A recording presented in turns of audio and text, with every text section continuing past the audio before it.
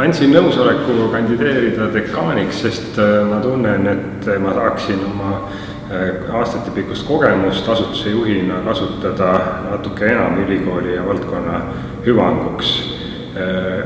Olen läbi teinud selle ülikooli struktuurireformi alguse alates loodus- ja tehnoloogiateaduskonna moodustamisest ja suurte instituutide moodustamisest. Meie Ökoloogia Maateaduste Instituut moodustati 4 instituudi baasil ning seejärel moodustati ka Lotte teaduskond erinevate asutuste baasil. Teinud läbi selle protsessi, ma kujutanud ette, kuidas saaks edasi minna valdkonna integreerimisel ja matemaatika, informaatika teaduskonna ja loodustehnoloogia teaduskonna ühise organisatsiooni loomisel. Peale selle ühise organisatsiooni integreerimise on suurimaks väljakutseks minu arust järgmisel perioodil hoonestu taristu lõpuleviimine. Eelkõige tähendab see infotehnoloogia hoone idee realiseerimise ning loomulikult sellega seotud on ka siis ökoloogia töögruppidele hoone renoveerimise ja loomise, et saaks lõpuks ometi need üksused kokku ja kaasaegsel tasemel teadustööd jätkata.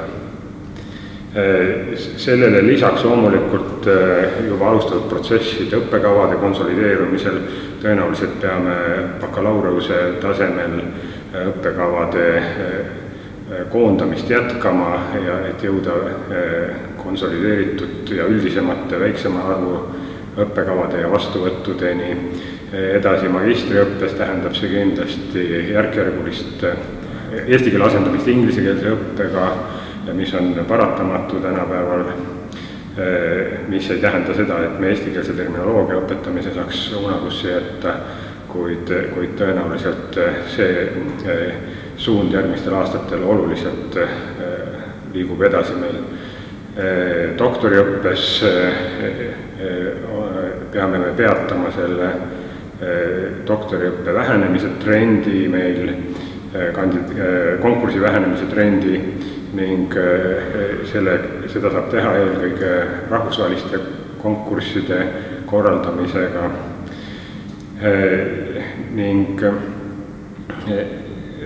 samuti on suur väljakutsega seotud kindlasti eesseisvate teadusrahastusreformidega, mis meid tõenäoliselt tabavad ning me siin peame eriliselt hoolitsema selle eest, et meie suhteliselt kõrgel tasemel rahvusvaheline teadustöö ei kannataks nende reformide tuultes.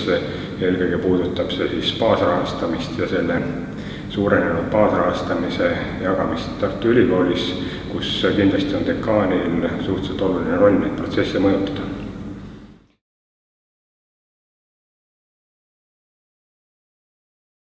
Suurimaks tugevuseks ongi meil rahvusvahelisel tasemel akadeemiline teadustöö, enamus Eesti enam tsiteeritavaid tippteadlasi on ju meie ülikooli, meie valdkonnast pärit ja selle taseme hoidmiseks ongi tähtis, et esimene aste sellest on siis taristu, hooned ja laborid, mis on meil kohati väga heal tasemel juba, ja teiseks me peame vaatama, et võimalikud muutused teadusrahastamises ei kahjustaks seda nende töögruppide tööd ja taset, mis on seni saavutatud.